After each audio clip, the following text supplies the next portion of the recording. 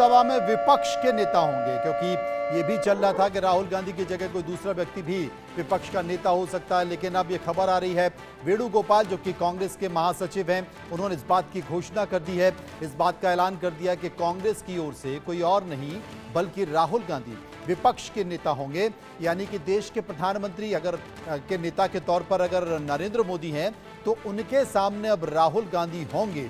ये साफ तौर पर संकेत है। आपको याद होगा कि पिछली बार विपक्ष के नेता का पद बीजेपी ने, एनडीए ने कांग्रेस को नहीं दिया था।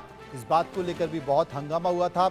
लेकिन इस बार इतना संख्या बल है क्योंकि कुछ मजबूरी होती है, नंबर का गेम होता है। उतने नंबर कांग्रेस के पास नहीं थे, लेकिन अब नंबर कांग्रेस के पास हैं और साफ तौर पर संकेत निकल कर आ रहा है कि राहुल गांधी ही विपक्ष के नेता के तौर पर अपनी उपस्थिति दर्ज करेंगे।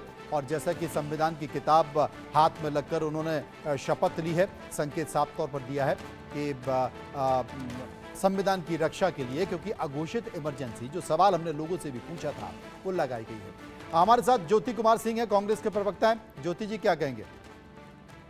बहुत स्वागत योग्य है कि राहुल गांधी धन्यवाद देते हैं उनको कि लाखों करोड़ों करोड़ों युवाओं के मन की बात को उन्होंने माना और स्वीकार किया कि वो कांग्रेस के सदन में वो विपक्ष के नेता उनको स्वीकार किया। बहुत बहुत धन्यवाद उनको। हम लोग बहुत खुशी है इस खबर को लेकर, उनको बहुत बहुत चलिए, कांग्रेस में तो खुशी देखी जा रही है, लेकिन त्यागी साहब हमारे साथ मौजूद है। त्यागी साहब, आपने तो न जाने कितनी बार फेल कर दिया, धीरे धीरे पास होते जा रहे हैं राहुल गांधी। वो कहते करत करत अभ्यास से जड़मत हो सुजान।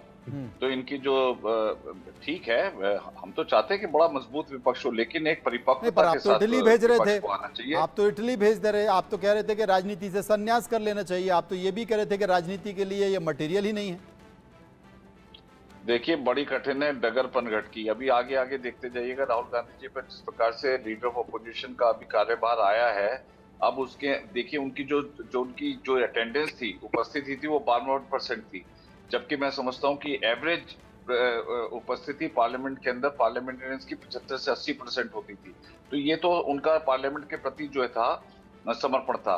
किस प्रकार से वो बीच बीच में छुट्टियों पे चले जाते थे। देखिए, प्रवृत्ति जो होती है इंसान की वो बदलती नहीं। मुझे खत्म करने दीजिए। तो राहुल गांधी जी का भी आगे आगे देखिएगा भी आप, मतलब कि उनका किस प्रकार से कंडक्ट रहता है, किस प्रकार जी, शुक्रिया करेंगे आप सभी लोगों का, शुक्रिया करेंगे। अब हम अपने रिपोर्टर के पास चलेंगे। आदित्य कुमार हमारे साथ मौजूद है, हमारे संवाददाता, जिन्होंने ये जानकारी दी। आदित्य, राहुल गांधी विपक्ष के नेता होंगे, लेकिन इसके अलावा कोई और संकेत?